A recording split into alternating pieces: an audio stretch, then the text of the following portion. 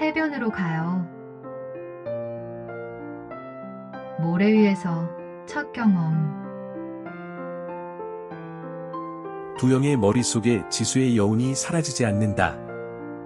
처음으로 첫 키스의 느낌 뭔지 모르겠다. 그렇지만 너무 좋은 건 확실하다.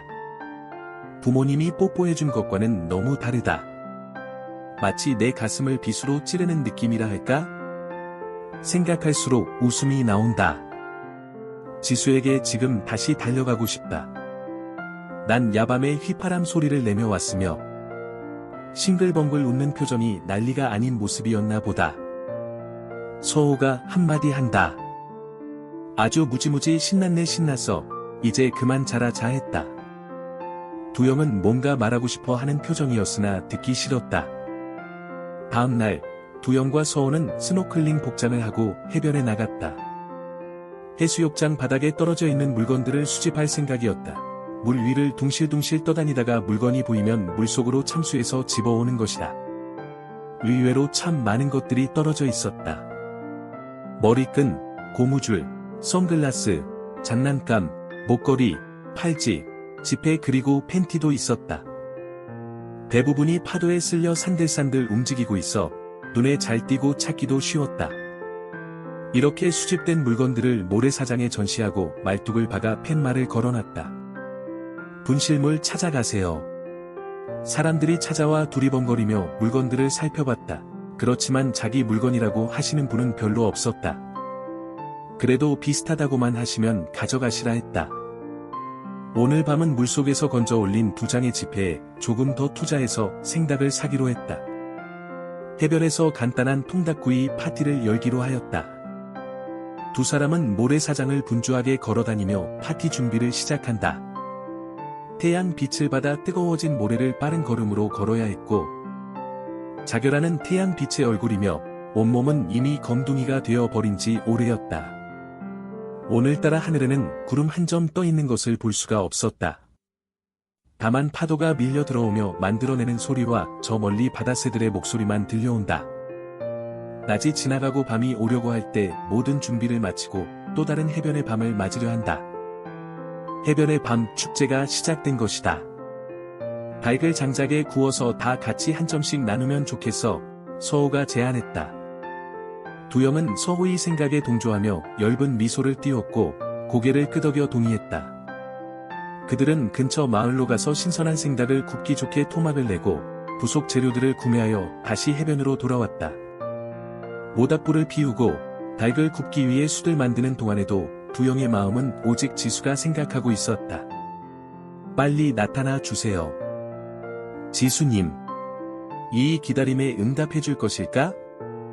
그녀와의 함께했던 모든 순간이 그의 가슴 속에서 불꽃처럼 타오르고 있었다. 그 마음이 지수에게 빠르게 전달되기를 갈망했다. 애타게 기다리는 두영의 마음이 통했던 것일까? 지수가 모래사장을 걸으며 해변 저 멀리서 다가오고 있었다. 두영의 얼굴에 미소가 번진다. 단숨에 지수에게로 뛰어갔다. 지수야. 우리 통닭구이 파티하려 하는데 같이 하자. 두영의 초대에 지수는 밝은 표정으로 응답한다. 물론이지. 파티는 언제나 환영이야. 그 둘을 멀리서 가만히 바라보고 있던 서호는 두영과 지수가 손잡고 걸어오는 모습을 보며 흐뭇한 미소를 짓는다. 그러나 그의 마음 한구석에는 뭔지 모르는 감정이 커가며 불편함을 만들고 있었다. 두영이 지수와 가까워질수록 말이다. 닭이 구워지기 시작하자 해변에는 고소한 냄새가 퍼지고 주변의 다른 여행자들도 그들의 파티에 관심을 보인다. 두영은 지수와 함께 통닭을 나누며 웃고 서로의 이야기를 나눈다. 이 닭구이 정말 맛있어. 지수가 잘 구워진 닭 다리를 한 입 베어 물며 말했다. 기름이 쪽 빠진 담백한 맛이 싫지는 않았나 보다. 그녀의 표정은 행복으로 가득 차 있다. 두영은 그런 그녀를 바라보며 마음이 따뜻해진다. 곁들여 마시는 소주의 짙은 향기가 코끝에 닿는다. 서호는 그 모습을 보며 두 사람의 행복한 미소를 진심으로 응원하고 있었다. 그러면서 다른 한편으로는 두 사람 사이가 부러운 마음도 있었지만 내색하지 않으려 애를 쓰고 있었다.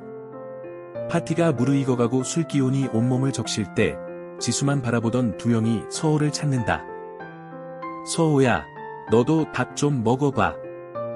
서호는 억지로 미소를 보이며 닭날개를 집어들었다. 그리고 지수가 얼른 따라주는 소주를 한 입에 털어넣는다. 그런데 뭐지? 서호를 바라보던 지수의 눈이 멈춰서 움직이질 않는다. 술 마시는 모습을 보는 것일까? 밥 먹는 모습을 보는 것일까? 알 수는 없었지만 그 눈빛은 이글거리고 있었다. 고마워, 두영아, 짱 맛있네 하고 서호가 말하였지만 그의 눈은 지수와 두영을 번갈아 보며 가슴속으로 가볍게 숨을 몰아쉬는 것 같았다. 두영은 친구의 행동에 뭔지 모를 불편함이 보였다. 그렇지만 눈치를 살피며 억지 웃음을 더 크게 웃어버린다. 서호가 조심스럽게 말을 더한다. 너와 지수의 관계가 좋아지면 내 소망은 끝이야. 두영은 순간적으로 긴장을 풀며 고마워, 서호야. 그런데 하고는 지수에게 너 서호하고 어울릴 만한 친구 찾아서 소개해 줄 수 있어? 한다. 두영의 말에 지수는 알았다고 사인을 준다.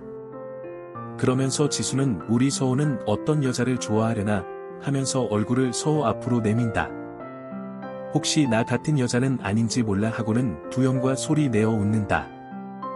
서호도 따라서 웃는다. 받지는 않았지만 그래도 두 사람과 눈을 맞추며 따라 웃었다. 모닥불 불꽃이 하늘로 올라가듯 그들의 대화는 무르익어가고 있었다.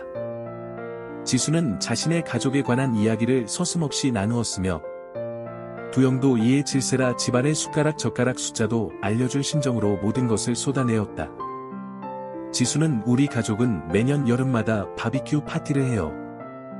그때마다 바다에 모인 가족들은 분업해서 파티에 열중하고 끝나면 가족 간의 정이 더 가까워지는 것 같다고 했다. 그러면서 가족과 함께하는 시간은 정말 소중하죠, 한다. 두영은 지수의 말에 절대 공감한다며 대답한다. 그러면서 두영은 나는 바다에서 가족과 함께한 기억이 없어요. 이번 여행이 처음이에요. 하고 털어놓자. 두영은 지수가 가족의 소중한 기억을 떠올리는 모습을 보며 우리도 가정을 꾸린다면 멋지고 행복한 일로 가득 채우고 싶다라며 포부를 말한다. 마치 프로포즈하듯 말이다. 이에 응답이나 하듯 지수는 두영의 품에 안겨 포옹하고 서로 등을 토닥여준다. 지수는 그럼 이번 여행이 첫 번째 특별한 기억이 될 거예요. 우리 함께 추억의 첫 페이지를 멋지게 써봐요 하고 말해준다. 파티가 끝나고 사람들은 하나둘씩 해변을 떠나기 시작했다. 발길이 뜸해진 해변을 이들이 걷기 시작했다. 지수가 먼저 걷고 그 뒤를 따라 서호와 두영이 걷고 있는데 두영이 조심스럽게 말을 건넨다. 사실 지수가 너에게 많은 호감을 느끼는 것 같은데 넌 뭔 느낌 없어? 서호는 너 쓸데없는 소리 하지 말고 지수에게 집중해 하고든 떠밀어 지수에게 보낸다. 서호는 발걸음 박자를 서서히 줄여 두 사람과 떨어진 거리를 늘려갔다. 제법 거리가 멀어졌을 때 서호는 슬그머니 숙소로 돌아왔다.